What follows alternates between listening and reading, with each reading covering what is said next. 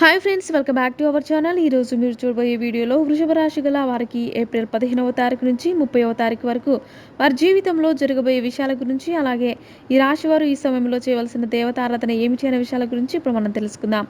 వృషభ రాశి జ్యోతిష చక్రంలో రెండవ రాశి. ఈ రాశి యొక్క అధిపతి శుక్రుడు. ఈ రాశిలోకి కృతిక నక్షత్రం 2, 3, 4 పాదాలు జన్మించిన వారు, అలాగే రోహిణి నక్షత్రం 4 పాదాలు జన్మించిన వారు మరియు మృగశిర నక్షత్రం 1, 2 పాదాల్లో జన్మించిన వారు వస్తారు. వృషభ రాశి వారికి ఏప్రిల్ నెలలో గురు బలం తక్కువగా ఉండడం వల్ల ఈ సమయంలో మీరు తీసుకునే ప్రతి నిర్ణయాన్ని బాగా ఆలోచించి తీసుకోవాలి.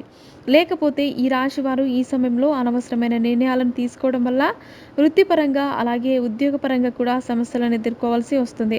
అలాగే ఈ రాశి వారు ఈ సమయంలో ఒక స్త్రీ కారణంగా సమస్యలను ఎదుర్కొంటారు. అందువల్ల మీరు ఈ సమయంలో వీలైనంత వరకు మీకు తెలియని స్త్రీలతో మాట్లాడకుండా వారికి దూరంగా ఉండడం మీకు చాలా మంచిది.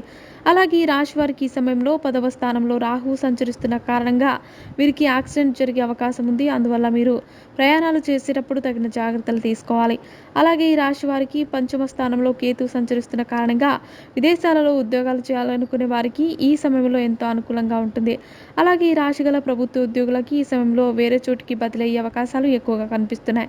అలాగే వీరికి ఈ సమయంలో తమపై అధికారుల నుంచి పని ఒత్తిడి ఎక్కువగా కూడా ఉంటుంది. అలాగే ఈ రాశిగల రాజకీయ నాయకులకు ఈ సమయంలో అనుకూల ఫలితాలు ఎక్కువగా ఉంటాయి.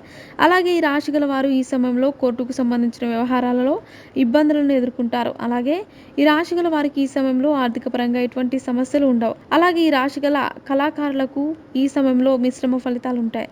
అలాగే ఈ రాశిగల వారు ఎవరైతే టీవీ రంగంలోనూ, అలాగే సినిమా రంగంలోనూ పనిచేస్తున్నారో వారికి కూడా ఈ సమయంలో మిశ్రమ ఫలితాలు ఉంటాయి. అలాగే ఈ రాశిగల వారికి ఈ సమయంలో ఆరోగ్యపరంగా కొన్ని సమస్యలు వచ్చే అవకాశాలు ఉన్నాయి. అందువల్ల ఈ రాశి వారికి ఈ సమయంలో ఆరోగ్యపరంగా తగిన జాగ్రత్తలు తీసుకోవడం మంచిది. అంతేకాకుండా వృషభ రాశి వారు మరిన్ని శుభ ఫలితాలను పొందడానికి ప్రతిరోజు మహాశివుని పూజించాలి.